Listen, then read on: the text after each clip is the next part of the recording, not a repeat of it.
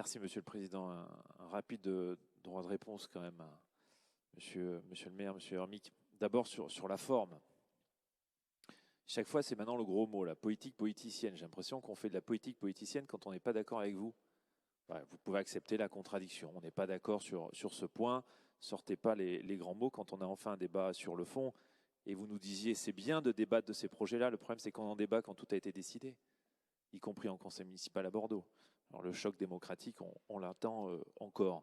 Puis à vous écouter, maintenant, alors vous êtes fait un panégyrique de la rue bordelaise, mais oui, il faut des surfaces commerciales, et c'était ça notre point de désaccord. C'est des surfaces commerciales qui vont venir en concurrence du commerce bordelais, et le comité des anciennes, vous-même, vous l'avez dit, à la fin, il n'est que consultatif. Et l'exercice du pouvoir, comme d'autres dossiers qu'on a débattus ce matin, vous direz, oui, mais on n'a pas le choix. Et vous n'aurez pas le choix. Ce sont des grandes anciennes qui viendront s'installer dans cette nouvelle artère commerciale. Et c'est ça, le désaccord que nous avons. Et ce n'est pas de la politique politicienne, Monsieur Hermic, que de ne pas être d'accord avec vous, que d'exprimer sa différence. Vous-même, vous l'avez fait dans cette enceinte, quand vous étiez peut-être à ma place. Donc acceptez la contradiction.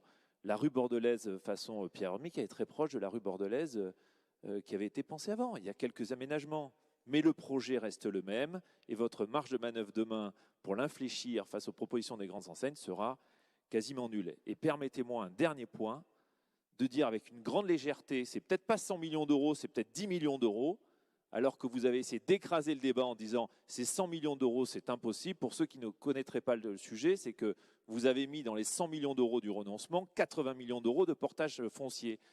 Ce qui n'est pas la charge du contribuable demain, c'est du portage foncier. Donc effectivement, il y a une présentation trompeuse pour dire qu'il était inévitable que ce projet, il était parti.